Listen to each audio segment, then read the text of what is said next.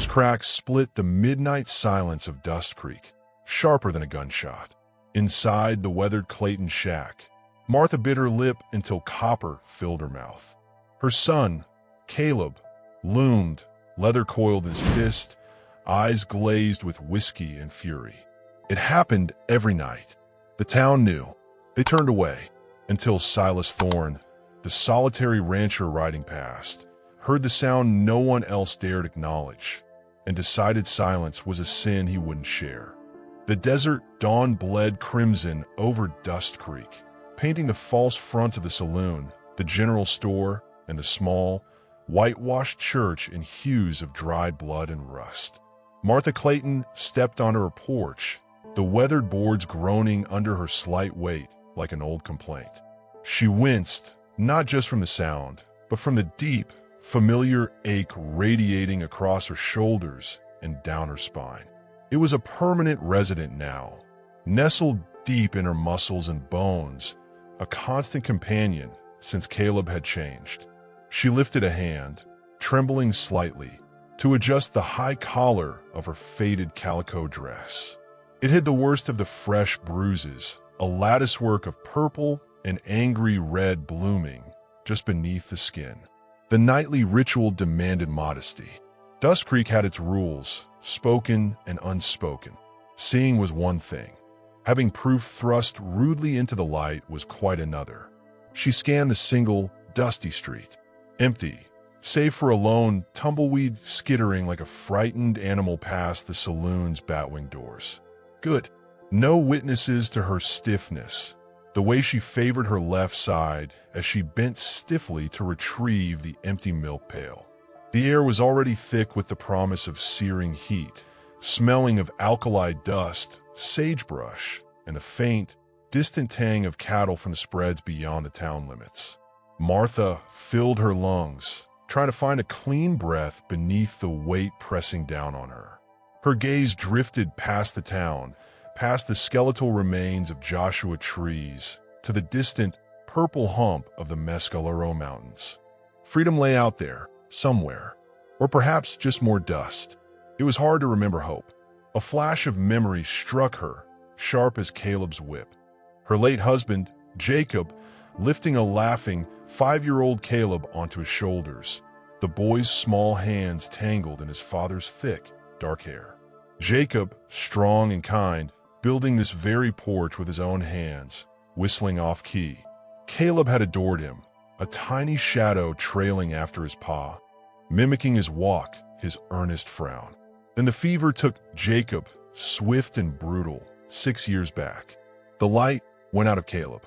He was 15, raw-boned, and suddenly adrift in a world that seemed crueler, smaller. The ranch Jacob had started dwindled, sold off piece by piece to pay debts Caleb accumulated faster than he could drink whiskey. Now, only this shack remained, and the darkness that festered inside her son.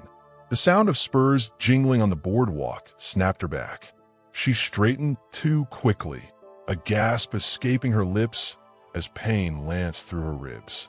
Elias Pratt, the gaunt preacher, paused on his way to the church, his watery eyes flicking over her. Lingering on the collar she'd just adjusted. His lips thinned, but he offered only a curt nod. "Martha, early for chores." It wasn't a question. "Morning, Preacher Pratt," she murmured, her voice barely a whisper, rough from disuse and swallowed screams. Best get it done before the heat sets in. She didn't meet his eyes. She knew what swam in them: pity, discomfort, and a profound desire to be elsewhere. He'd spoken to Caleb once early on. Caleb had laughed in his face, loud and hard, right there on the church steps. Pratt hadn't tried again. His silence, like the town's, was a heavy blanket smothering any plea she might have uttered. She shuffled towards the small, fenced yard where their single bony milk cow, Bessie, lowed plaintively. The walk was agony. Each step sent tremors through her battered body. As she approached the gate, she saw them, deep gouges in the dry earth near the fence post. Caleb's boot prints, driven down hard in a fit of rage last night before the whip had come out. He'd kicked over her meager vegetable patch because the beans were wilting, as if the parched earth obeyed his command. The milking was slow, painful work. Leaning against Bessie's warm flank offered scant comfort. Martha rested her forehead against the cow's coarse hide, the familiar smell of hay and animal a small anchor. Tears pricked her eyes, not just from the physical torment, but from the crushing loneliness. The town saw her shame, her failure to control her son, her failure to be the pillar of strength Jacob had been. They saw Caleb's wildness, his quick fists in the saloon, his sneering contempt. They didn't see the frightened boy who sometimes, in the dead of night after the fury had spent itself, would curl on the floor beside her cot, trembling, whispering apologies that vanished with the dawn and the next bottle. Across town, near the livery stable, Silas Thorne tightened the cinch on his big, dusty bay gelding, Samson. He was a man carved from the same hard rock as the surrounding landscape, tall, broad-shouldered, with a face weathered by sun and wind into deep crevices around piercing gray eyes that missed little. His movements were economical, deliberate.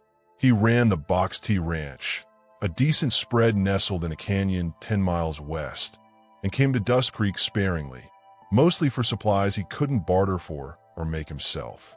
He preferred the company of his cattle, his dog, and the vast, silent sky to the claustrophobic buzz of town gossip.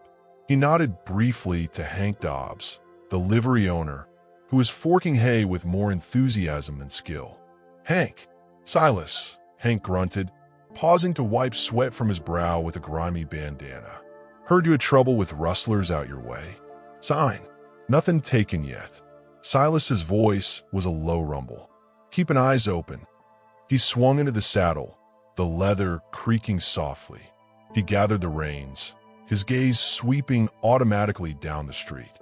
It landed on the Clayton shack at the far end, then on the small figure of Martha Clayton struggling back towards her porch, the half-full milk pail looking impossibly heavy in her hands. He'd seen her around before, a ghost of a woman, always shrinking, always looking down. Today, even from this distance, he noted the unnatural stiffness in her walk, the way she held her body rigid, protecting her left side. He saw the careful arrangement of her collar, high and tight despite the building heat. A memory surfaced unbidden. His own mother, years ago, trying to hide a black eye his drunken father had given her, claiming she'd walked into a door. Silas had been 12. He knew the look, the careful concealment, the shame that wasn't hers to carry. He nudged Samson forward, heading towards a mercantile. As he passed the saloon, the doors swung open, and Caleb Clayton stumbled out into the harsh morning light. Caleb was tall like his father had been, but leaner, coiled like a rattlesnake. His clothes were disheveled, his dark hair greasy and falling into eyes bloodshot and bleary. He reeked of cheap whiskey and stale sweat. He squinted against the sun, swaying slightly on his boot heels. "Well, if it ain't the high and mighty Box T," Caleb slurred, a nasty grin spreading across his face as he spotted Silas. He planted himself in the middle of the street, blocking Silas's path. "Come down and mingle with us common folk, Thorne? Or just to remind us how much land you're sitting on?" Silas reined Samson to a stop. The big horse shifted, sensing the tension. Silas looked down at Caleb, his expression impassive, but his gray eyes cool and assessing. He said nothing. His silence seemed to infuriate Caleb more than any retort. "What? Tom?" Caleb took a step closer, his hand hovering near the worn grip of the revolver holstered low on his hip. "Or maybe you're too good to talk to the likes of me, just like everyone else in this stinking town." His voice rose, drawing the attention of Hank Dobbs, who paused his hay forking, and Elias Pratt, who had stopped on the church steps. Faces appeared in shop windows. Silas kept his hands relaxed on the reins, his posture deceptively easy.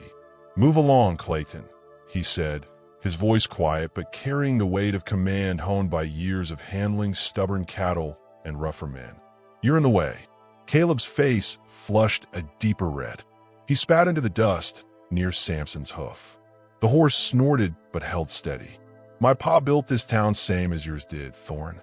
I got every right to stand where I please." His hand twitched near his gun. "Maybe you need reminding." A dangerous stillness settled over Silas. The street held its breath.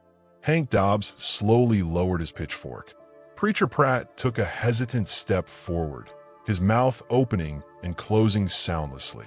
Then, Caleb's bravado seemed to flicker.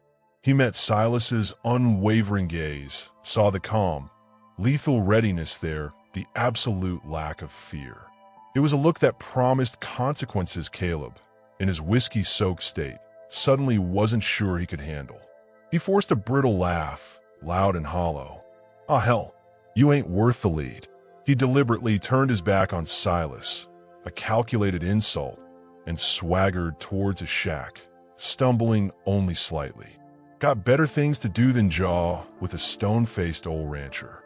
Malby want in her breakfast." The last words were thrown over his shoulder, laced with a casual cruelty that made Pratt flinch. Silas watched him go, the lean figure weaving unsteadily down the street towards the shack where Martha Clayton had already disappeared inside. He saw the preacher wring his hands and turn quickly into the church. He saw Hank Dobbs shake his head and resume forking hay, deliberately not looking in Caleb's direction. The faces vanished from the windows. Life in Dustcreek resumed its cowardly rhythm, but Silas Thorne sat frozen in his saddle for a long moment. He hadn't missed the way Caleb said Malby want in her breakfast. It hadn't been affection. It had been ownership, a possessiveness that curdled Silas's gut. He thought of Martha's stiff walk, the high collar in the heat, the haunted look she carried like a shroud. He nudged Samson towards the mercantile, his usual errand suddenly feeling trivial.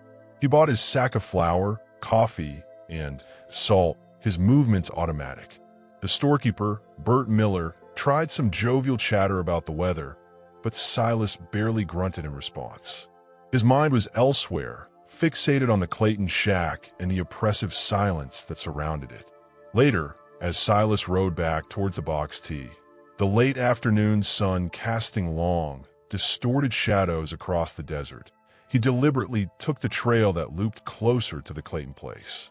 He reined Samson in under the scant shade of a lone mesquite tree, a good 100 yards from the shack, but with a clear line of sight. He sat, patient as the rocks around him, pulling his hat brim low. He told himself he was just checking the lay of the land, keeping an eye out for those rustler signs. But his gaze kept returning to the silent shack. Dusk began to bleed the color from the land, painting everything in shades of gray and purple. A lamp flickered to life in the Clayton window, a small, lonely beacon in the gathering gloom. Silas saw Martha's shadow pass briefly across the lamplight, a small, stooped movement. Then Caleb returned.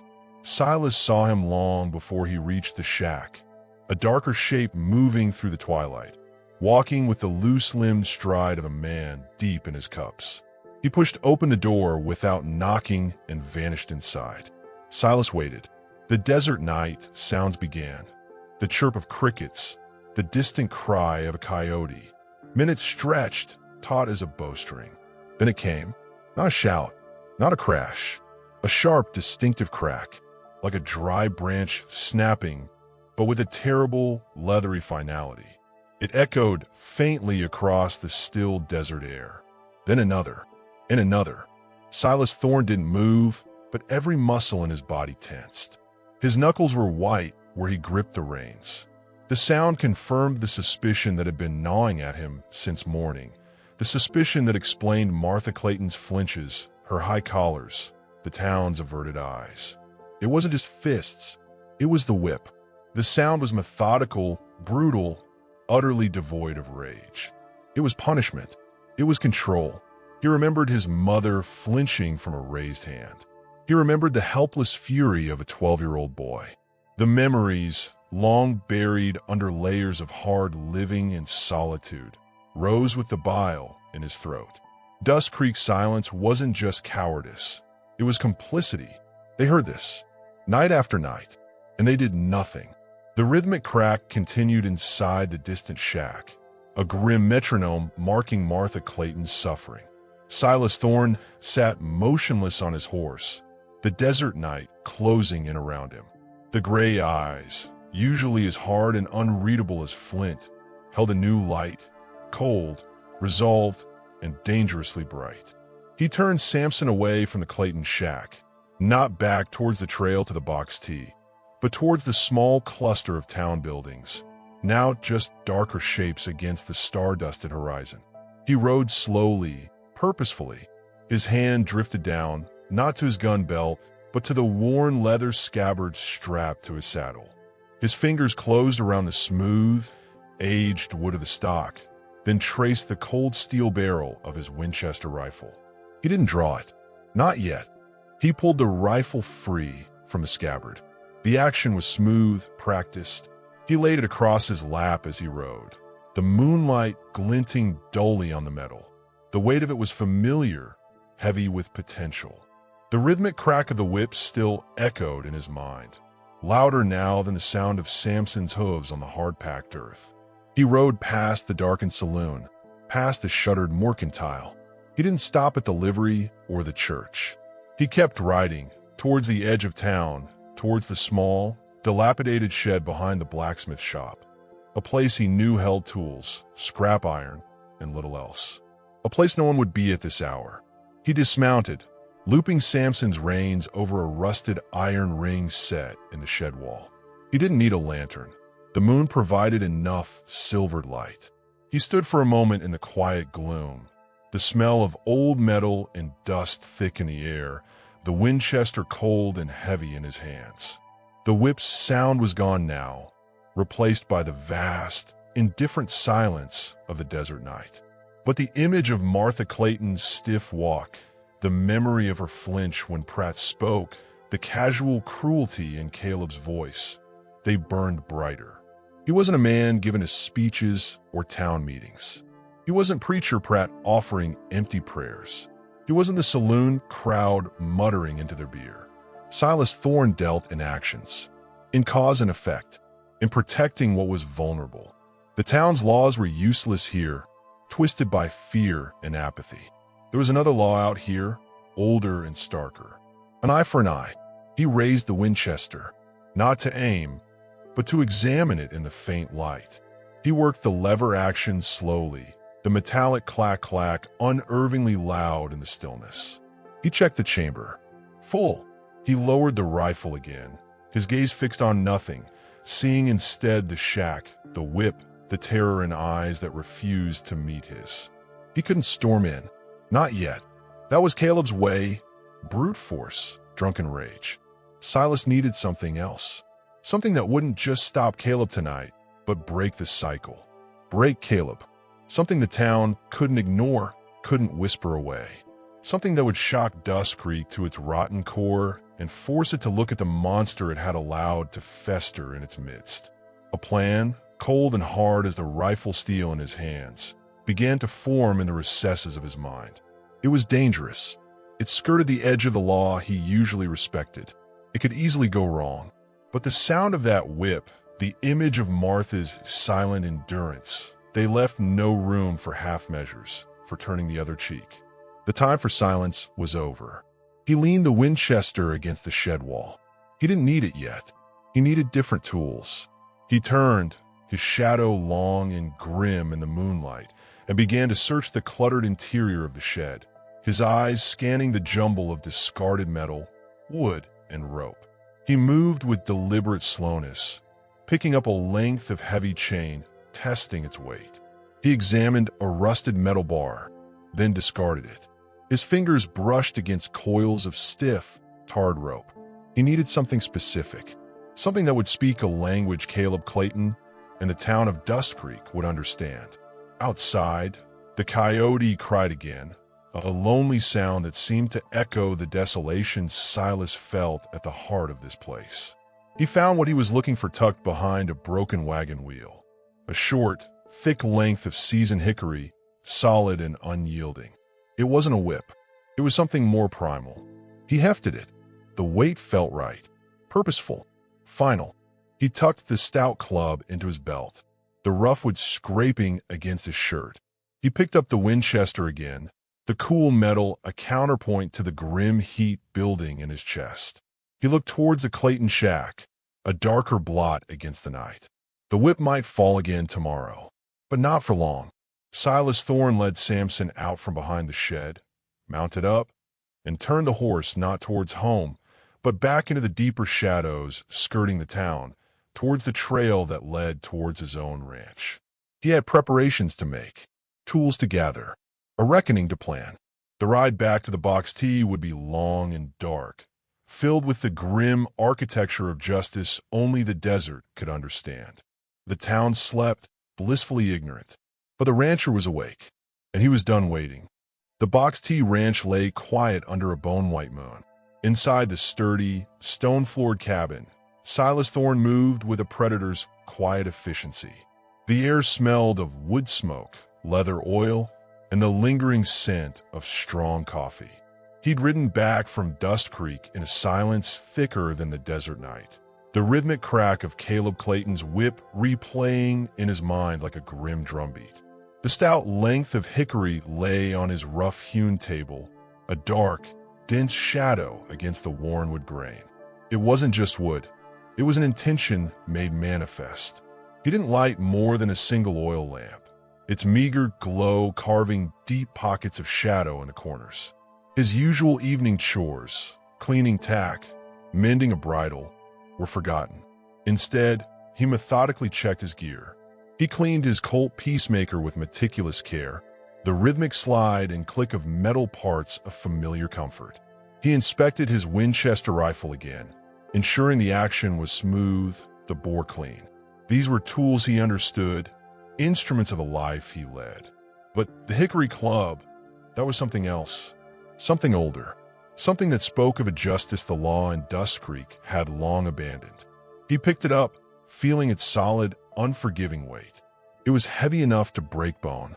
He swung it experimentally, the air whistling faintly past its blunt end. He imagined Caleb Clayton's arm raised with the whip. He imagined the impact.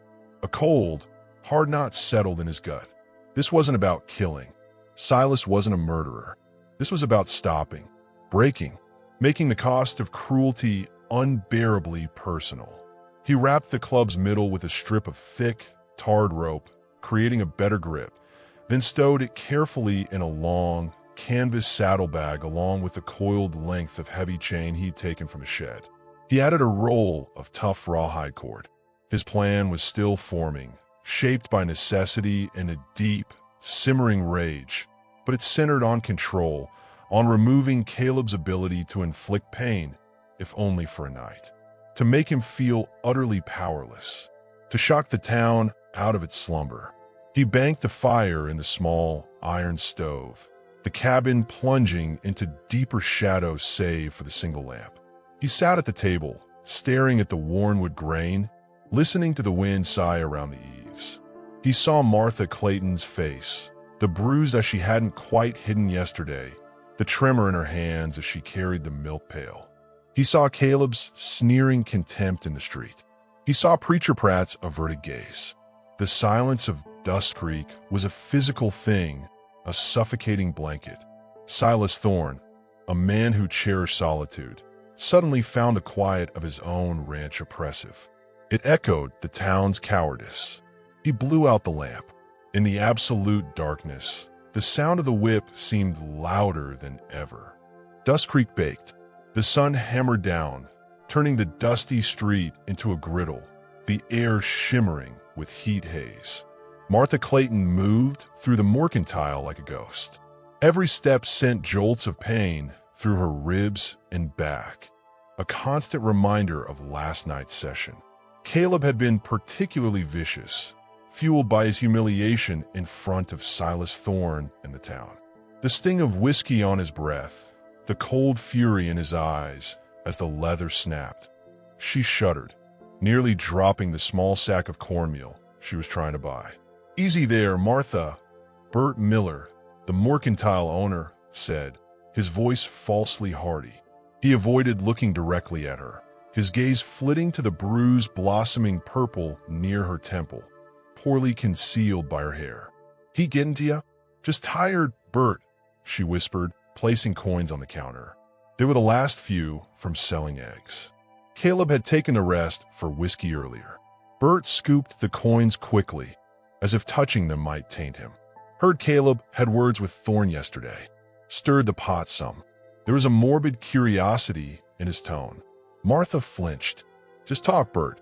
She grabbed the small sack, desperate to escape the stifling store and Bert's prying discomfort. The bell above the door jingled as she stepped back into the blinding heat. Across the street, Caleb leaned against the saloon's awning post, watching her. He held a half-empty bottle loosely in one hand. His eyes, bloodshot and heavy-lidded, tracked her progress with a predator's lazy intensity. She felt the weight of his gaze like a physical blow, quickening her step, the pain in her side flaring. She didn't look back. Later, near the meager vegetable patch behind the shack, Martha fought a different battle. Weeds choked the struggling beans. The relentless sun had baked the earth to brick.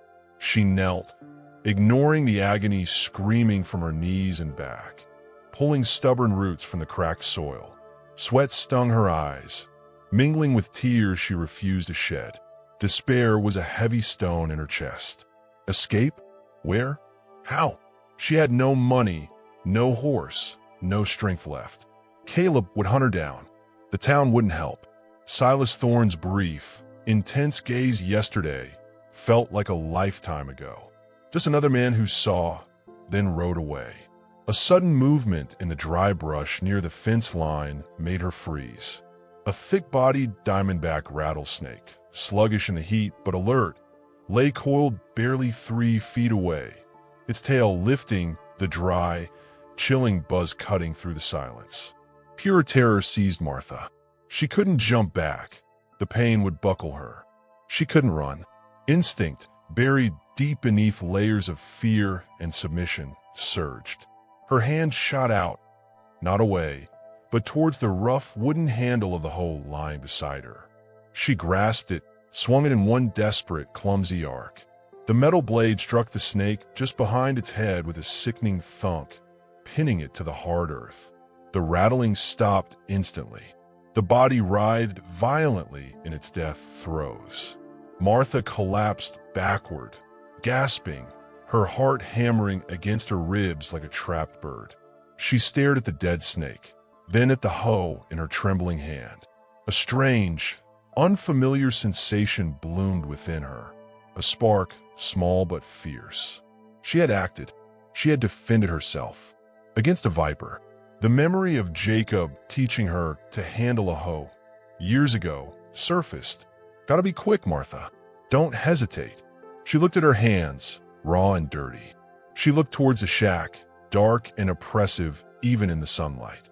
The spark flickered, threatened by the overwhelming darkness of her reality, but it didn't quite go out. Later, hidden deep within the old flour bin, behind a sack long emptied, her fingers brushed against cold, smooth metal. It was a small, bone-handled skinning knife Jacob had given her for protection when he was away on cattle drives. She'd forgotten it was there. She didn't pull it out, didn't even look at it.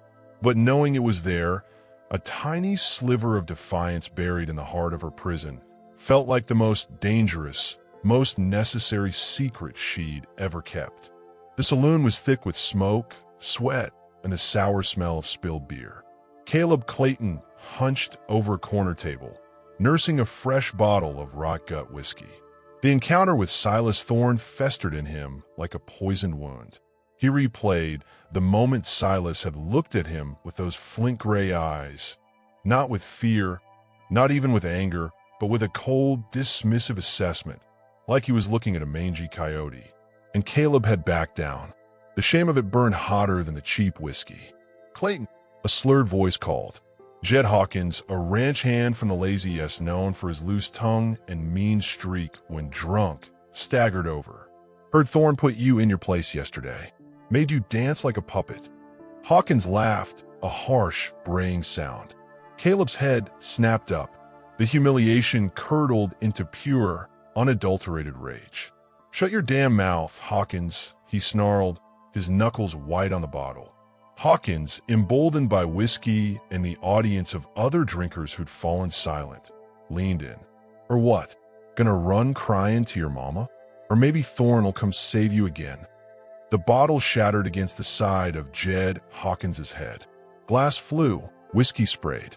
Hawkins reeled back with a shocked grunt, blood instantly welling from a gash above his eye. Caleb was on him before he hit the floor, fists flying in a blind fury.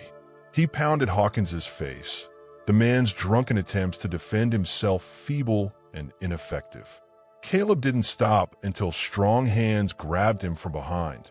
Hank Dobbs and the bartender, Tom, hauling him off, the semi-conscious man sprawled in a puddle of blood, whiskey, and broken glass. "Enough, Caleb. Damn you, enough." Hank grunted, struggling to hold the younger, wiry man. Caleb thrashed, spitting curses. "He asked for it. Filthy bastard. All of you." His wild eyes swept the room, seeing only judgment and fear. He saw Sheriff Ben Cole standing near the door, his hand resting near his gun, his expression weary and deeply reluctant. Cole was a thin man with watery eyes who preferred avoiding trouble to enforcing the law, especially trouble named Caleb Clayton. "Sheriff," Tom yelled. "He damn near killed Jed." Sheriff Cole shifted uncomfortably. "Now, Tom, looks like Jed was a skin for it. Stir in the pot." His voice trailed off under the disbelieving stares of the other patrons. Caleb wrenched himself free from Hank and Tom's loosened grip. He jabbed a finger at the sheriff. "You gonna arrest me, Ben? Huh? For teaching this sack of dung some manners." He laughed, a harsh, broken sound. "Go on, try it." He deliberately turned his back on the sheriff, a calculated insult echoing his move against Silas, and stalked towards the door. He paused, looking back at the room, his gaze landing on Hank, on Tom, on the bleeding Hawkins, finally on the sheriff. "You're all scared.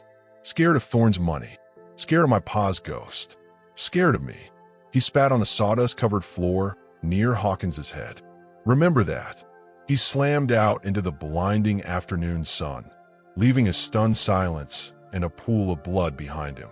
Sheriff Cole wiped his brow, avoiding everyone's eyes. "Someone see to Jed," he mumbled, then quickly followed Caleb out, not to confront him, but to disappear down the street towards his office, hoping the problem would just go away. It always did. Silas Thorne rode into Dustcreek late in the afternoon, ostensibly to pick up a repaired harness from the blacksmith. He moved with deliberate calm, but his eyes missed nothing. He saw the crowd gathered outside the saloon, heard the low murmur of shocked voices. He saw Hank Dobbs explaining something with animated gestures to a group of women. He saw Sheriff Cole skulk away. He didn't need to ask. The story of Caleb's explosion in the saloon reached him in fragmented whispers before he even dismounted. He found the sheriff in his small, cluttered office, pretending to study a wanted poster. Cole looked up, flinching slightly at Silas's imposing presence filling the doorway. "Silas, harness is ready at the smithy." He tried for casual, failed. Silas stepped inside, closing the door softly behind him. The air was stale with tobacco and dust. Heard there was trouble at the saloon. Caleb Clayton. Cole sighed a long, defeated sound. Jed Hawkins got liquored up and ran his mouth. Caleb reacted poorly. "Jed's got a broken nose, maybe a cracked rib. Looks worse than it is." "Assault," Silas stated flatly, "in front of witnesses. Including you, I hear." Cole shifted in his chair. "Silas, you know how it is." Jed provoked him. "Caleb, he's got a temper. Always has since Jacob died. It's complicated." "Complicated?" Silas's voice was dangerously quiet. "What about Martha Clayton, Ben?" The sheriff's eyes darted away, focusing intently on the grain of his desk. "Martha? What about her?" Silas leaned forward, planting his hands on the desk, forcing Cole to look up at him. "You hear it, Ben. Every damn night, most like. So do I. So does half the town. That ain't just a temper. That's cruelty." That's a son whipping his own mother. Cole paled. Now, Silas, that's a mighty serious accusation. Folks get heated. Doors slam. You can't know. I know the sound of a whip, Sheriff, Silas interrupted, his voice like gravel. I heard it clear as day 2 nights back, riding past their place. Saw her yesterday, moving like she was broken too, hiding bruises. He straightened up, his gaze boring into Cole. Law says you protect folks who can't protect themselves. Or does that only count if it's easy? If the bully ain't living right under your nose? Cole's face flushed with a mixture of shame and defensive anger. What do you want me to do, Silas? Arrest him?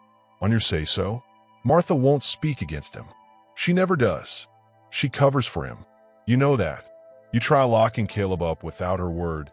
He'll be out before sundown, madder than a corner badger. And who do you think he'll take it out on? Huh? He slammed his hand on the desk. It ain't simple. Silas stared at the sheriff, the last vestige of hope that the law might intervene evaporating. Cole wasn't just afraid. He was paralyzed, hiding behind Martha's silence and his own cowardice. The town's sickness went deep. Simple enough for Martha. Living with that whip, Silas said, his voice devoid of inflection now. Simple enough for you to ignore it. He turned without another word and walked out, leaving the sheriff slumped in his chair, staring at nothing. The confirmation was as bitter as alkali dust. There would be no help here. The weight of the canvas saddlebag slung over Samson's flank felt heavier as Silas collected his harness. His resolve hardened into something cold and immovable. The town had chosen its path. Now he would choose his. The desert twilight bled into a bruised purple as Martha finished the pitifully small supper dishes. The encounter with the snake, the terrifying act of killing it, the secret knowledge of a knife. They churned inside her alongside the ever-present dread. Caleb hadn't returned since the saloon fight, but she knew he would. Darkness always brought him home. She heard his step on the porch, heavier than usual, stumbling. The door crashed open. Caleb stood silhouetted against the dying light, reeking of whiskey and violence. His knuckles were raw and swollen. He didn't speak. He just looked at her, his eyes black pits in the gloom. He walked straight to the hook where the coiled leather whip hung. He took it down, the familiar sound of the leather rasping against itself, sending an icy shiver down Martha's spine. He tested its weight in his hand, the movement slow, deliberate, predatory. He turned toward her. The spark she'd felt earlier, born of desperation and a dead snake, guttered and almost died under the weight of his tangible fury. He didn't need the whip yet. His presence was the lash. He took a step closer.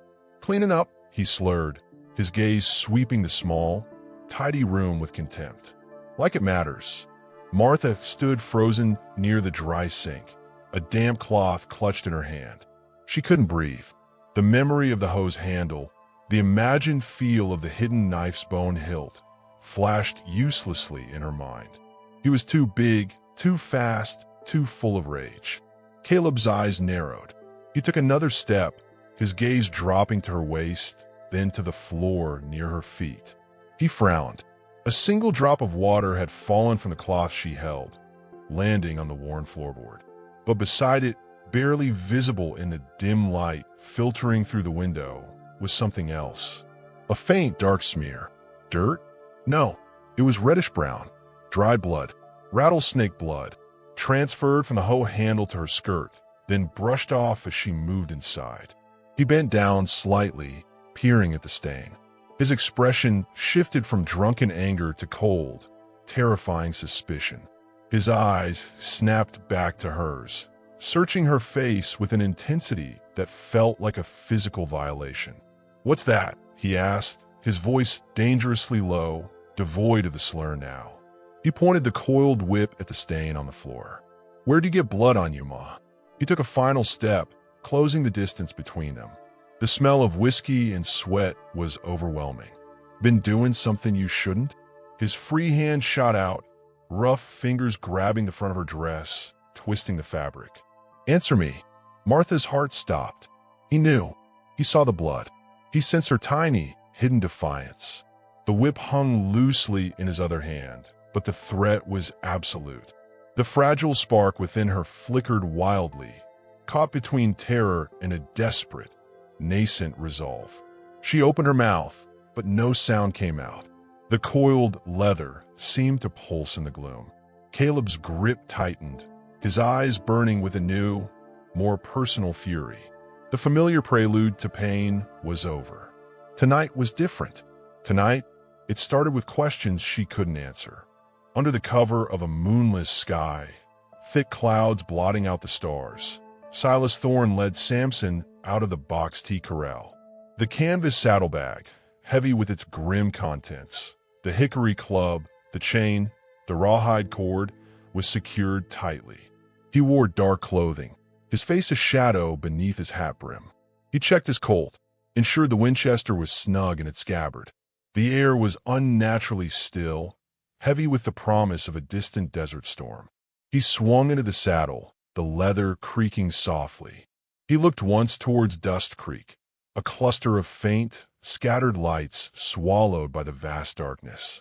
He thought of Martha Clayton, facing Caleb alone in that shack right now. He thought of the sheriff's cowardice, the town's blind eye. The rhythmic crack of the whip seemed to echo in the oppressive silence. He nudged Samson forward, not towards the main trail, but onto a narrow, little-used track that skirted the town and led towards the broken foothills behind the Clayton place. It was time. The law had failed. The town had failed. Silence was no longer an option. The reckoning Silas carried in his saddlebag was rough, dangerous, and utterly necessary. He rode into the inky blackness, a solitary figure moving toward a confrontation that would leave Dustcreek forever changed. The only sound was the steady crunch of hooves on gravel, and a heavy, purposeful silence of a man crossing a line he could never uncross. Caleb's grip on Martha's dress was iron, twisting the faded calico, pulling her close enough that the sour reek of whiskey and violence filled her nostrils. His eyes, bloodshot and black with suspicion, bored into hers. Blood. He hissed, the words sharp as broken glass. He jabbed the coiled whip towards the faint, dark smear on the floorboards near her feet. Where'd it come from, Ma? Been playing with knives? Trying to hide something?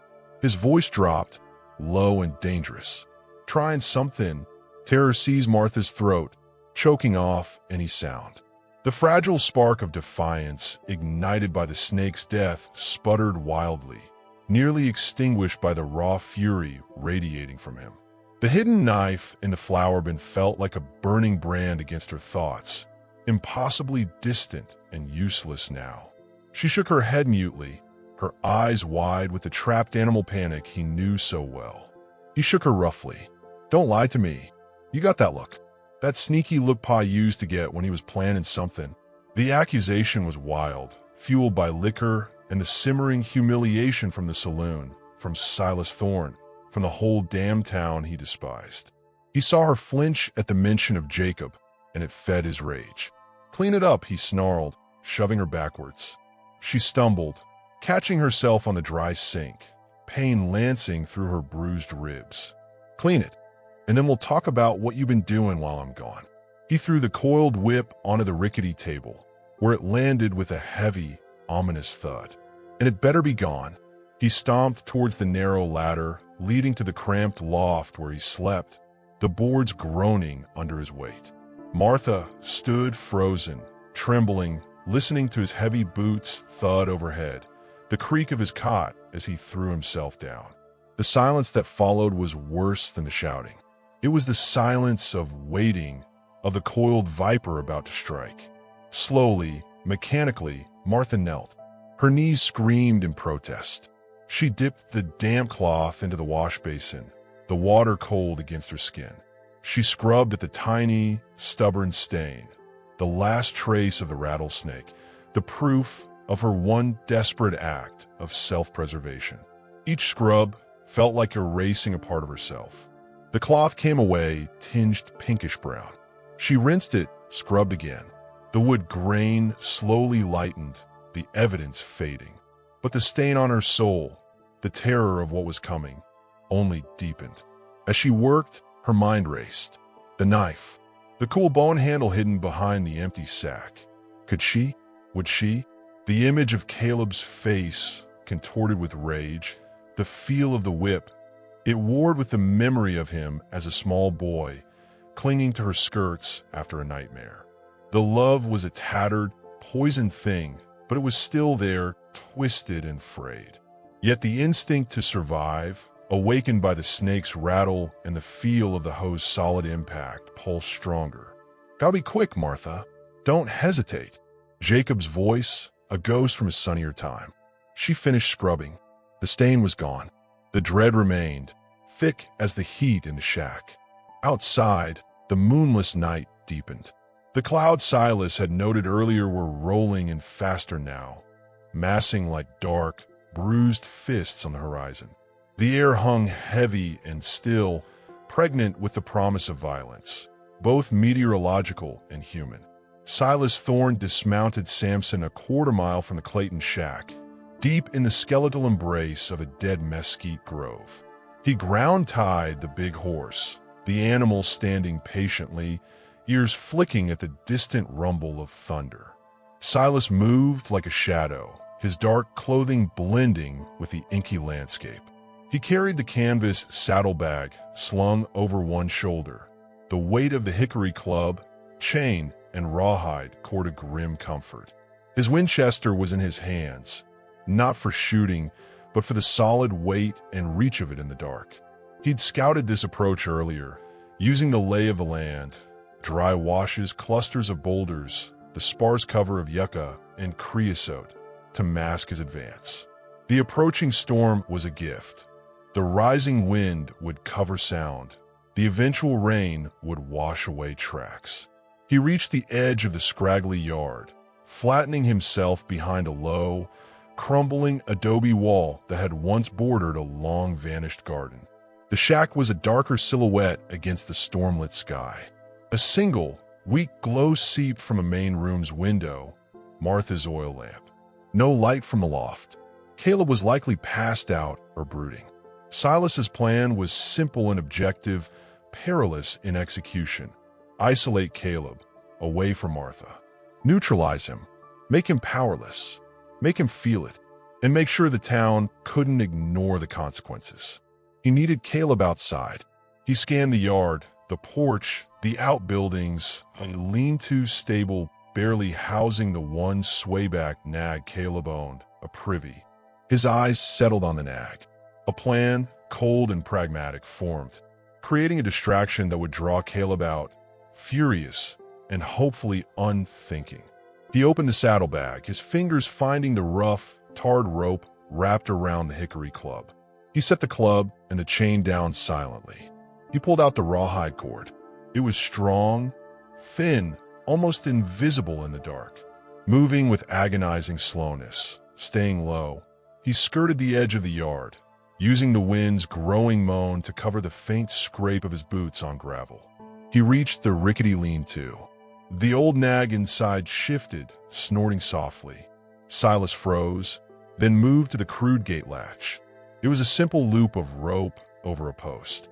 He carefully untied it, leaving the gate closed but unsecured. Then, using his knife, he cut a length of the rawhide cord. He fashioned a simple loop like a tiny, invisible lasso and tied one insecurely to the gatepost near the bottom hinge.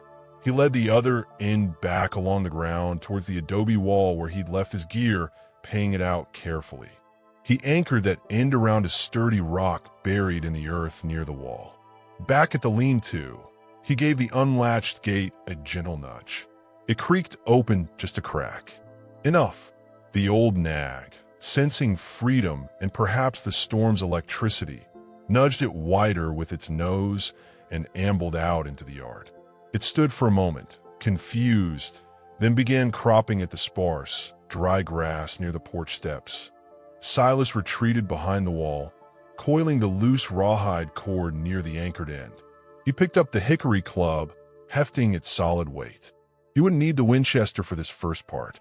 He waited, every sense straining, the wind whipping his shirt against his skin, the first fat drops of rain starting to spatter the dusty earth around him. The storm was breaking. So was the fragile peace inside the shack. Caleb hadn't slept. The rot gut whiskey churned in his gut, mixing with the bitter dregs of humiliation and the gnawing suspicion about the blood on the floor. Martha's silent fear, her trembling, only fueled his sense of betrayal. She was hiding something, plotting, like Pa probably did before he got sick. Everyone was against him. Thorne, the sheriff, Hawkins, the whole stinking town, even his own ma. He heard the horse whinny outside, not the usual restless shuffle in the lean-to, but a different sound. Alert, he sat up on the cot, his head pounding. He listened. The wind howled around the shack, rattling the loose shingle on the roof. Rain lashed against the window, and then he heard it again, the distinct sound of a hoof striking hard ground, close by. Too close. Cursing, he swung his legs down, pulling on his boots. That damn nag. If it got loose in this storm, he grabbed his revolver from under his pillow, shoving it into his waistband, more out of habit than conscious thought. He didn't bother with a coat. The fury burning inside him was heat enough. He clambered down the ladder. Martha was still sitting stiffly at the table, her hands clasped tightly in her lap, her face pale in the lamplight. She flinched as he landed heavily on the floor. He ignored her, stomping to the door and flinging it open. Wind and rain blasted in, extinguishing the lamp's feeble flame instantly, plunging the room into near darkness save for the sporadic flashes of lightning. Stupid beast, Caleb roared into the storm, stepping out onto the porch. He squinted through the downpour. Lightning flashed, illuminating the yard with stark white light. He saw the nag, maybe 20 feet away, near the porch steps, and he saw something else, the lean-to gate standing wide open. Rage surged. He'd latched it. He knew he had. He stepped off the porch into the muddy yard, heading towards the horse, oblivious to the figure crouched low behind the crumbling adobe wall to his right. Silas saw Caleb stumble out, silhouetted against the lightning flashes. He saw the revolver shoved into his waistband. Perfect. Drunk, angry, distracted. Silas gripped the hickory club. This was the moment. He needed Caleb away from the shack, away from Martha's line of sight. He pulled sharply on the anchored rawhide cord. The cord went taut. The loop he'd tied near the bottom of the lean-to gate post yanked hard. The unlatched gate, already nudged open, swung violently inward with a loud, protesting crack of wood against wood.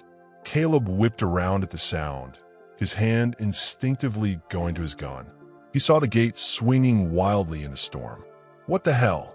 He took a step towards a lean-to, peering into the dark opening, thinking maybe a coyote or the wind. It was the opening Silas needed. He moved like a cougar, swift and silent despite the mud and rain, closing the distance from behind the wall in 3 long strides. Caleb, his senses dulled by whiskey and fury, started to turn at the last second, a flicker of awareness crossing his rain-slicked face. Too late. Silas brought the heavy hickory club down in a short, brutal arc, not on Caleb's head, but squarely on the back of his right shoulder, just above the gun belt. The impact was solid, muffled by wet clothing, but carrying the sickening thud of wood meeting muscle and bone. Caleb cried out, a sharp, animal sound of shock and pain, as his right arm went instantly numb and useless. He staggered forward, his revolver dropping into the mud. Before Caleb could recover, Silas was on him. He dropped the club and drove a hard fist into Caleb's kidney. Caleb gasped, doubling over. Silas grabbed a handful of Caleb's soaked hair and the back of his collar, using his momentum and the man's own drunken stumble to drive him face first into the thick, clinging mud beside the privy. Caleb spluttered, blinded, choking on mud and rain.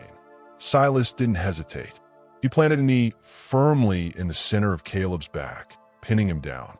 Caleb thrashed wildly, his left arm flailing, his screams muffled by the mud and the howling wind. Silas ignored the blows, pulling the coiled rawhide cord from his pocket. He grabbed Caleb's left wrist, twisted it brutally up behind his back, then lashed it tightly to his right wrist, which hung limp and useless from the shoulder blow. He pulled the knots viciously tight, the rawhide biting into Caleb's skin. He then grabbed Caleb's ankles, yanking them up and back, tying them together with another length of cord. Caleb was trussed, hog-tied, face down in the mud, helpless as a newborn calf. Silas stood over him, breathing hard, rain plastering his hair to his forehead, his gray eyes like chips of ice in a lightning flash. Caleb twisted his head, spitting mud, his eyes wide with a mixture of terror, disbelief, and unadulterated hatred. "Thorne," he choked. "You bastard. I'll kill you. I'll—" Silas bent down, scooping a handful of muddy sludge. He shoved it into Caleb's open, cursing mouth, silencing him effectively, if brutally. Caleb gagged, retching. Silas straightened up. Step one was done. Caleb was immobilized, disarmed, silenced. Now for the reckoning. He turned his gaze towards the dark shack. Martha was inside. She needed to see this. She needed to understand she wasn't alone anymore. He started towards the porch, his boots sinking into the churned mud. The rain lashed down, the storm reaching its fury as Silas Thorne approached the Clayton door. Inside the pitch-black shack, Martha had heard it all. The gate crashing, Caleb's cry of pain, the sickening thuds, the choked gurgling. Panic warred with a terrifying, impossible hope. Could it be? She'd heard no gunshot, just violence, sudden and brutal, happening to Caleb. She stood frozen in the center of the room, her heart hammering against her ribs. Then, heavy footsteps approached the porch. Not Caleb's stumbling gait. These were deliberate, solid thuds on the warped wood. The door, left open when Caleb charged out, creaked wider. A massive silhouette filled the doorway, darker than a stormy night, rain sheeting off broad shoulders. Lightning flashed, illuminating the figure for a split second. Silas Thorne, water streaming down his grim face, his eyes scanning the dark interior until they found her. Martha Clayton. His voice cut through the storm's roar, low but carrying absolute authority. "Come outside." Her breath caught. She didn't move. Couldn't move. Outside? Into that maelstrom? To see what he'd done? Silas stepped inside, his presence filling the small space. He didn't touch her. He simply pointed towards the open door, towards the yard where her son lay bound and gagged in the mud. "Come. See." His tone brooked no argument. It was the voice of a man who had crossed a line and had no intention of turning back. The reckoning wasn't just for Caleb. It demanded a witness. And Martha Clayton, after years of solitary suffering, was the only witness who mattered. Trembling violently, driven by a force she didn't understand. Fear, hope, morbid curiosity. Martha took a single, hesitant step towards the door, towards the raging storm and the terrifying justice Silas Thorne had delivered to her doorstep. The hidden knife in the flour bin was forgotten. The world had narrowed to the open door, the lashing rain, and the grim silhouette of the rancher waiting for her to face the truth lying in the mud. The lashing rain struck Martha's face like icy needles as she stood frozen in the doorway. Silas Thorne's command, "Come, see," hung in the storm-charged air, colder than the wind. Beyond his imposing silhouette, illuminated in strobing flashes of lightning, lay the nightmare reshaped.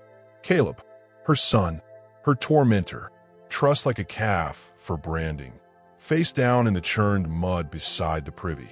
Rainwater streamed over his bound form, mixing with the sludge Silas had shoved into his mouth. He writhed a grotesque, mud-caked insect, emitting choked, guttural sounds of pure, impotent rage.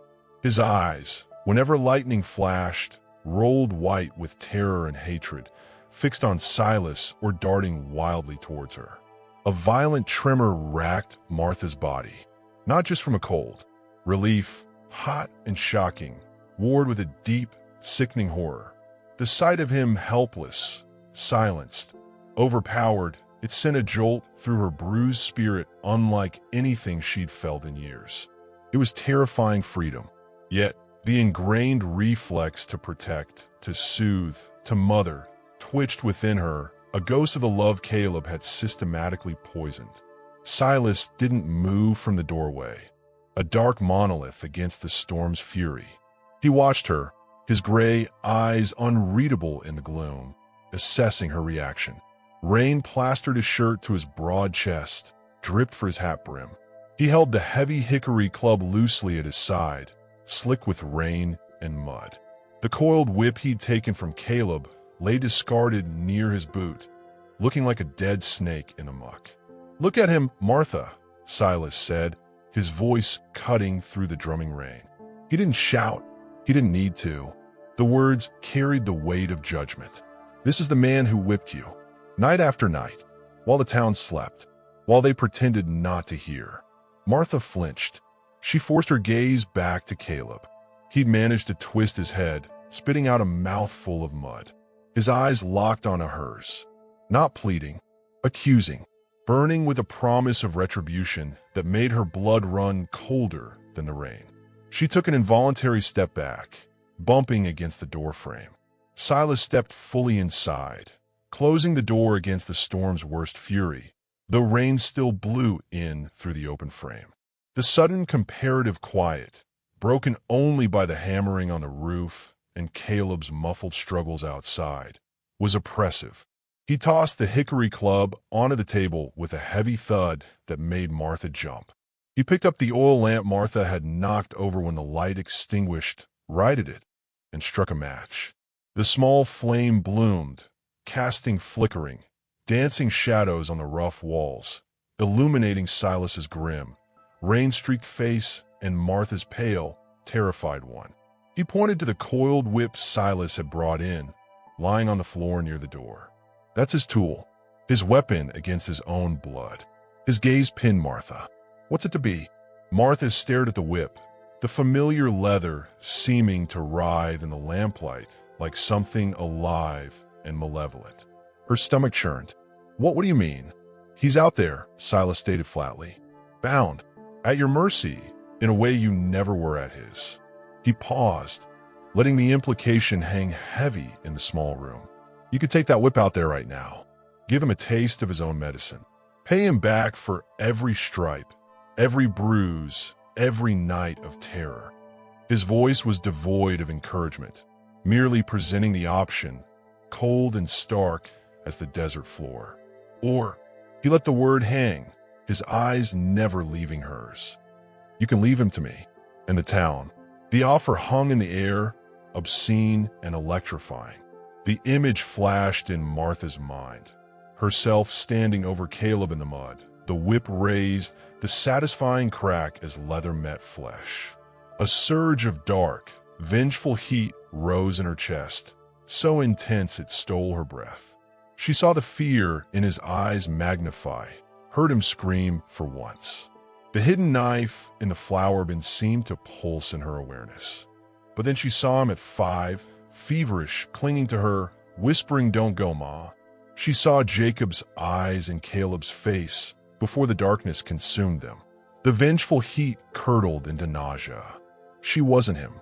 She couldn't become the thing she feared. The whip was his evil, not hers. Taking it up, it would bind her to him forever in a different kind of hell. I can't," she whispered, the words scraping her throat raw. She wrapped her arms around herself, shaking violently. "I just wanted to stop. I want to be free." Saying it aloud felt like a confession and a betrayal all at once. Silas watched her for a long moment, the lamplight etching deep lines of exhaustion and resolve around his eyes. He gave a single, curt nod. "All right." He bent and picked up the coiled whip. He didn't hand it to her. He held it, his knuckles white on the grip. "Then we do it my way, and the town will see." He turned and opened the door again. "Stay inside. Bolt it after me. Don't come out until morning, no matter what you hear." He stepped back out into the punishing rain, pulling the door shut behind him. Martha stood frozen for a heartbeat, then lunged forward, sliding the heavy wooden bolt home with trembling hands. She leaned her forehead against the rough wood, listening. She heard Silas's boots squelch in the mud, moving away from the shack. She heard a fresh bout of frantic, muffled struggling from Caleb, abruptly cut off by a low grunt and the sound of something heavy being dragged through mud. Then, only the relentless roar of the storm. Caleb lay where Silas had dumped him, closer to the front of the shack, near the porch steps. The rancher had tightened the rawhide bonds, making them bite cruelly into his wrists and ankles. The mud Silas had shoved down his throat had been mostly rinsed away by the rain, leaving him gasping and retching. The numbness in his right shoulder was receding into a deep, throbbing agony that radiated down his arm. Humiliation burned hotter than the pain. Trust, gagged, dumped in the mud like garbage by Silas Thorne, while his mother watched from the doorway. The image of her face, pale and shocked, flickered in his mind. Not fear of him, but something else. Pity? Relief? It fueled his rage into a white-hot inferno. Thorne, I'll peel the skin from your bones. I'll make her watch. I'll burn this whole damn town. The thoughts spiraled, violent and chaotic. Beneath the fury, something colder stirred. Fear. Real, primal fear. Thorne wasn't like the sheriff, all bluster and retreat. Thorne was like the desert itself. Implacable, ruthless. He'd moved like a ghost, struck without warning. And now Caleb was utterly at his mercy. The Hickory Club lay discarded nearby, a brutal reminder. What was Thorne planning? Dragging him somewhere, leaving him for the coyotes? The utter helplessness was a new, terrifying agony. He strained against the rawhide until his wrists bled, but the knots held, cunningly tied to tighten with struggle. He sagged back into the mud, rain stinging his eyes, tasting his own blood and dirt. A memory, unwanted, surfaced. His father, Jacob, holding him steady on a skittish colt, his voice calm and strong. Easy, son. Fear makes him bolt. Control it. Caleb had never learned that lesson. Fear only ever made him strike out harder. Now, bound and broken, fear was all he had. The storm spent its fury before dawn, leaving Dustcreek washed clean but sodden under a bruised, gray sky. Puddles filled the ruts in the main street, reflecting the pale light. The air smelled of wet earth, damp wood, and a strange tension. It was Elias Pratt, the preacher, making his usual pre-dawn walk to open the church, who saw it first. He stopped dead at the edge of town, near the path leading to the Clayton shack. His hand flew to his mouth. Caleb Clayton lay in the mud just off the path, near the shack's porch. He wasn't just tied, he was displayed. Hog-tied, face streaked with dried mud and blood, clothes plastered to him, shivering violently in the post-storm chill. His eyes were open, burning with a mixture of exhaustion and undimmed hatred. And draped across his chest, impossible to miss against the wet fabric of his shirt, was the coiled leather whip. Pratt gasped a strangled sound. He took a hesitant step forward. Caleb? Good Lord, what? He looked around wildly, half expecting Silas Thorne to emerge from the shadows. Seeing no one, he hurried closer. Who did this? Are you hurt? Caleb just stared at him, a low growl rumbling in his chest. The message was clear in the positioning, in the deliberate placement of the whip. See? See what he did? See what he is? Pratt fluttered his hands, indecisive. Helping Caleb meant touching him, confronting the violence the whip represented. Leaving him felt unchristian, guilt warred with fear. He remembered Silas's cold words in his church doorway days before. Law says you protect folks who can't protect themselves. He hadn't protected Martha. Could he help her son now, even like this? He reached out a trembling hand towards the rawhide binding Caleb's wrists. Don't touch him, preacher. The voice, low and gravelly, came from behind him. Pratt spun around. Silas Thorne stood a few yards away, near his big bay gelding, Samson. He looked as if he hadn't slept, his face grim, his clothes damp and muddy. He held no weapon, but his presence was weapon enough. His gray eyes fixed on Pratt, then moved to Caleb, a cold satisfaction in their depths. "Silas, this is barbaric," Pratt stammered, drawing himself up with a semblance of authority. "Untie him this instant. This is not justice." "Justice," Silas repeated, the word sounding harsh. He walked closer, his boots sinking into the mud. He stopped near Caleb's head, looking down at him. Caleb glared back, spitting a gob of bloody phlegm near Silas's boot. Silas ignored it. "This is a reckoning, a bill come due." He looked back at Pratt. He's alive. He's breathing, more than he offered his mother most nights. He gestured towards the whip on Caleb's chest. "That's his signature. Let the town see it. Let them see the monster they let roam free while they hid behind their doors." But the sheriff," Pratt protested weakly. "Sheriff Cole knows," Silas said flatly. "He chose his path. Now the town chooses theirs." He raised his voice slightly, knowing others would be stirring, drawn by the preacher's presence or their own morbid curiosity. "Let them look. Let them see what happens when decent men do nothing." As if summoned by his words, faces began to appear. Bert Miller peered from his mercantile doorway. Hank Dobbs stepped out of the livery, pitchfork in hand. Women gathered in small, whispering clusters. Children were shooed back inside. They saw Caleb, bound and humiliated. They saw the whip. They saw Silas Thorne standing over him like an avenging angel carved from desert rock. A ripple of shock, fear, and morbid fascination spread through the gathering crowd. Murmurs rose, sharp and uneasy. "Thorne did that. Lord, look at Caleb. The whip. He put the whip on him. Serves the devil right, if you ask me. Sure, he'll hear you." Silas scanned the faces, the fear, the discomfort, the flickers of grim satisfaction. He saw Sheriff Cole skulking at the back of the crowd, his face pale, unwilling to meet Silas's eye. "Good, let him squirm. This ends today," Silas announced, his voice carrying clearly over the murmurs. He pointed down at Caleb.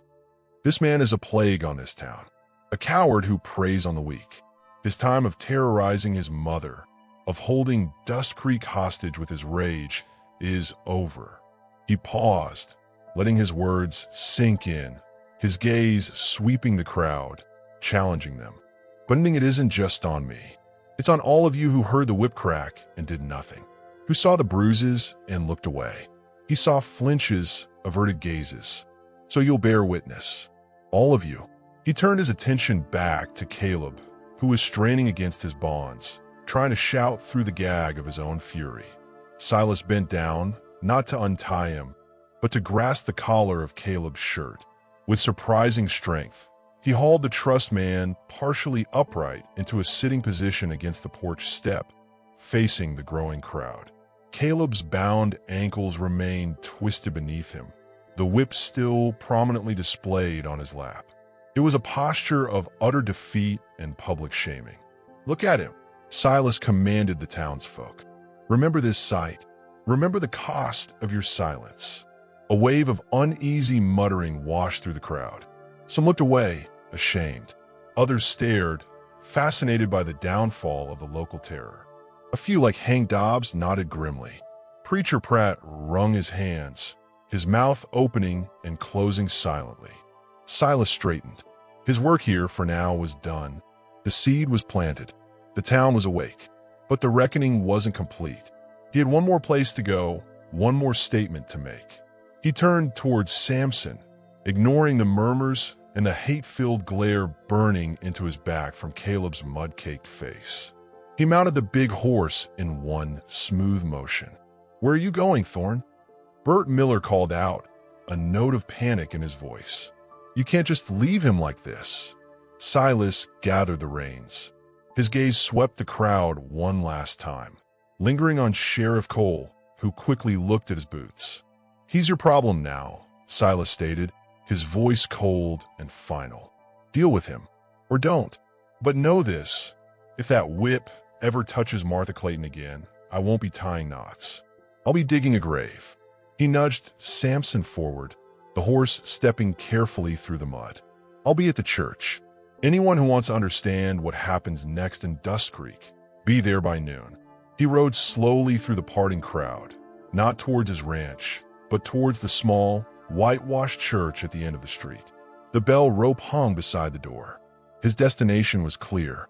He was calling the town to meeting, to judgment, to the next, irrevocable step in his dangerous reckoning. Caleb, propped against the step like a broken doll, watched him go, impotent fury warring with a dawning, chilling realization. Thorne wasn't finished. This public shaming was just the beginning. The real punishment, the shocking thing the rancher had promised, was still to come. And the whole damn town was being summoned to watch. A fresh wave of terror, colder than the mud he sat in, washed over him. He struggled frantically against his bonds, a low, desperate keening escaping his throat as Silas Thorne dismounted at the church steps and reached for the bell rope. The bell, its deep, resonant toll rolled over the sodden rooftops of Dustcreek, shattering the uneasy quiet that had followed Silas Thorne's grim pronouncement and Caleb Clayton's public shaming. Clang, clang, clang. Each strike was an accusation, a summons, a hammer blow on the anvil of the town's conscience. It echoed off the false fronts, seeped into the saloon where the smell of stale beer warred with the damp, and rattled the windows of the shack where Martha Clayton stood frozen. Inside her prison, Martha flinched with each toll. The sound seemed to vibrate in the hollow space Jacob's absence and Caleb's cruelty had carved within her. Outside, the remnants of the storm dripped from the eaves. Caleb was gone. Silas's words echoed. "He's your problem now." The townsfolk had eventually, reluctantly, under Sheriff Cole's flustered direction and Preacher Pratt's nervous ministrations, cut Caleb's rawhide bonds. They'd half-carried, half-dragged the shivering, furious, and strangely diminished man towards the jail, the coiled whip left lying forgotten in the churned mud near her porch steps. Martha hadn't watched them go. She'd stared at the whip. The bell tolled again, insistent. Come to the church. Understand what happens next. Silas Thorne wasn't finished. The reckoning demanded an audience. Martha's gaze drifted from the discarded whip to the hidden flour bin. The bone handle of Jacob's skinning knife seemed to call to her, a cold, hard promise nestled in the grain. The small whitewashed church was packed. The air hung thick with the smell of wet wool, unwashed bodies, damp earth tracked in on boots, and a palpable tension that crackled like static before a lightning strike. Every pew was filled. Men stood along the walls, hats clutched in nervous hands or crumpled on laps. Women sat rigid, eyes darting. Children, sensing the gravity, were unnaturally quiet. Sheriff Ben Cole sat near the front, looking like he wanted to bolt, his watery eyes fixed on the rough-hewn floorboards. Preacher Pratt fidgeted behind the simple pulpit, his usual air of mild authority replaced by profound discomfort. Bert Miller mopped his brow with a handkerchief. Hank Dobbs stood near the back, arms crossed, face like granite. All eyes were fixed on Silas Thorne. He stood before the pulpit, not behind it. He hadn't taken Pratt's place. He'd taken center stage. He looked as he always did, tall, weathered, implacable, yet charged with a dangerous energy. The Hickory Club rested on the pulpit beside him, and beside it, impossible to ignore, lay the coiled leather whip. Its presence in this sanctified space was a blasphemy, a brutal reminder of the sin the town had tolerated. The bell's final toll faded into silence. The only sound was the collective intake of breath and the nervous shifting of bodies on the hard pews.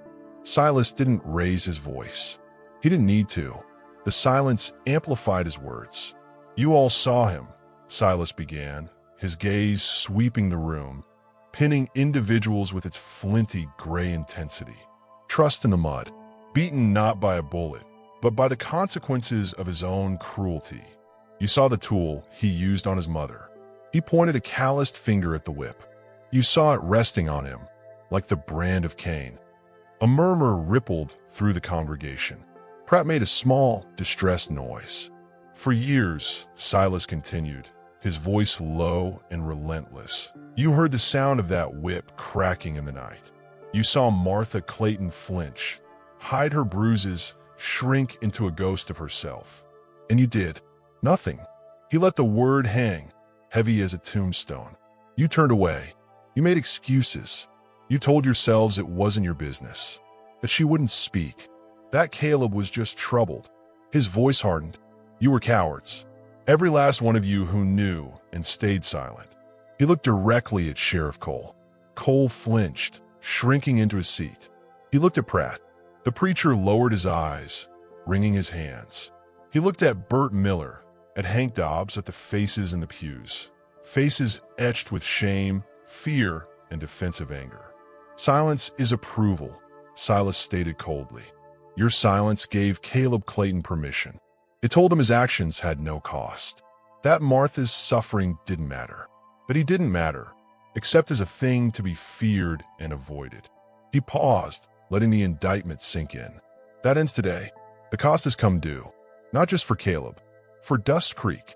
He picked up the coiled whip. The leather hissed softly against itself. A collective shiver ran through the room. Was he going to use it? Right here? On one of them? Silas held it aloft, not as a weapon, but as evidence. This symbol of terror ends now. But ending Caleb's reign isn't enough. Dustcreek must decide what justice looks like. Not me. Not the sheriff who hid in his office. He glared at Cole. You. The people who allowed this poison to fester. He placed the whip back on the pulpit with deliberate care. Caleb Clayton sits in a cell, nursing his bruises and his rage. What happens to him? What is your verdict for the man who whipped his mother? The shock in the room was palpable. Silas wasn't just confronting Caleb. He was forcing the town to judge him, to take responsibility, to choose. You have choices, Silas said, his voice cutting through the stunned silence. Sheriff Cole can lock him up. For how long? A week? A month? Until his temper cools? And then what? He walks out, angrier, more dangerous? Or he let the word hang. You can send him away. Exile him. Mark him as the pariah he is. Give Martha Clayton a chance at peace. Give yourselves a chance to be something more than a haven for cowards. He gestured towards the door of the church. Or you can do nothing. Cut him loose today. Pretend this morning never happened. Go back to your lives, your silences, and wait for the whip to crack again. His gaze hardened. But know this. If you choose nothing, if you set him free to torment Martha again, you are no better than he is. You become accomplices, and I will return, not with ropes and clubs, with finality. The threat hung in the air, cold and absolute. He meant it. Everyone knew he meant it. Now, Silas commanded, his voice like cracked ice. Decide. Here. Now. Raise your hand for the jail. Raise it for exile. Or sit on them and choose nothing. But choose. And let Martha Clayton see who stands with her and who stands with the whip. He stepped back, leaning against the pulpit, arms crossed, his gray eyes scanning the crowd like a hawk. The weight of the decision pressed down on the room. People looked at each other, at the floor, at the whip on the pulpit. No one wanted to be first. The silence stretched, thick and suffocating. Then, from the back of the church, near the door, a small, hesitant figure stepped forward. All heads turned. Martha Clayton stood just inside the threshold. She looked fragile, dwarfed by the crowd, her face pale but set. Her calico dress was clean, her hair hastily pinned back. And gripped tightly in her right hand, held down but unmistakable, was the bone-handled skinning knife. A gasp went up. Preacher Pratt made the sign of the cross. Sheriff Cole half rose from his seat.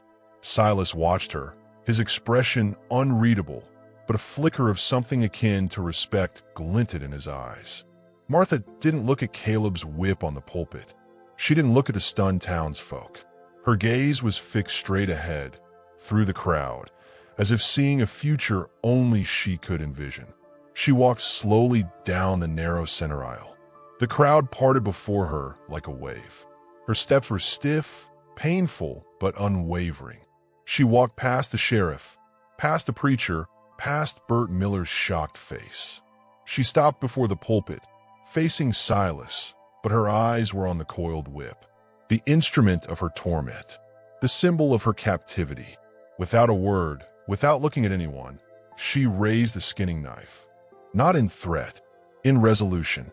She brought the blade down, not on Silas, not on the pulpit, but on the coiled leather of the whip. With a sawing motion, fueled by years of suppressed fury and a newfound, terrifying strength, she began to cut it. The tough leather resisted, then parted with a soft, tearing sound. She sawed harder, her knuckles white on the bone handle, her breath coming in short gasps. Strand by strand, the lash unraveled. She cut through the core, through the braided fall, until the handle, now just a useless piece of wood and leather, lay severed from the long, snaking body of the lash. She dropped the handle. It clattered onto the pulpit beside the hickory club. Then she picked up the long, severed length of the lash. She held it for a moment, feeling its dead weight, the ghost of its bite. Then she turned, her eyes finally meeting the stunned gaze of the townsfolk. She held the ruined lash aloft. "This," she said, her voice thin but clear, cutting through the silence like the knife had cut the leather, ends now. She dropped the length of lash onto the floor at her feet. "I choose exile." Her words, simple and definitive, broke the dam. Hank Dobbs's hand shot up. "Exile," he barked. Then another hand, belonging to the blacksmith's wife. Then Burt Miller, sweating profusely, raised a trembling hand. "Exile," he mumbled, one by one. Then in clusters, hands rose throughout the church. Not all. Some looked away, some kept their hands firmly in their laps, but enough. A clear majority. A verdict. Sheriff Cole looked at Silas, then at Martha, then at the raised hands. He swallowed hard, his face ashen. He slowly rose to his feet. The town has spoken," he announced, his voice shaky. "Caleb Clayton is hereby banished from Dustcreek and its surrounding territory. He will be escorted to the county line at dawn tomorrow. If he returns," he glanced at Silas, whose expression hadn't changed, "he will be dealt with accordingly." A collective sigh, a release of tension, filled the church. It wasn't jubilation. It was relief, tinged with shame and the dawning realization of what they had finally done. Silas Thorne pushed himself off the pulpit. He picked up the useless whip handle and the severed lash. He walked toward Martha. He didn't speak. He simply held out his hand.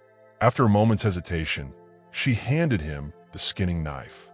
He took it, then offered her the ruined pieces of the whip. An exchange, a silent understanding. Martha took the leather, its power broken.